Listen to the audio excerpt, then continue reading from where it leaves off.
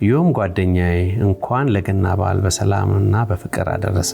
እኔ በጣም ነው የምወድህ፣ ቤተሰቦችንም ወዳቸዋለሁ፣ አከብራቸዋለሁ።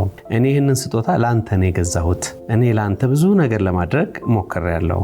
የኔ ሁልጊዜ ጸሎቴ ላይ አረሳህም።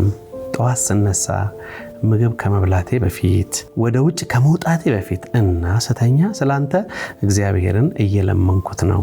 አንተን ወደ ጤንነትና ወደ ትክክለኛ ማንነት እንድትቀየር የሁል ጊዜ ጸሎቴ ነው። እግዚአብሔር ይማረህ።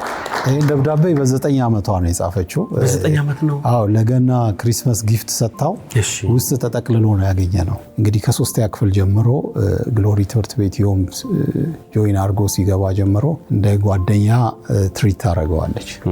ሽንት ቤት እንኳን ለመጠቀም ሲሄድ አንድ ቀን አየሁት፣ ሶፍት ስታቀብለው አየዋት። እስከ መጨረሻ ድረስ እንዲህ እንደ ጓደኛ ነው ቤተሰቧም የሚያየው።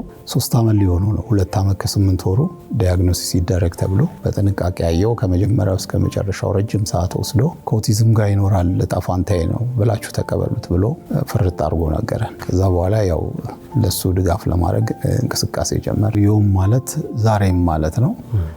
አጋጣሚ ዮም የተወለደው አባቴ በሞተ በ2 ወሩ ነውና ሀዘን ላይ ሆነን እናመስግን ዛሬም እናመስግን ብለን ተነሳን። በኋላ ያው ዮም አጋጣሚ ሆኖ በዕጣ ፈንታ በኦቲዝም ጥላ ስር የሚኖር ልጅ ሆነ።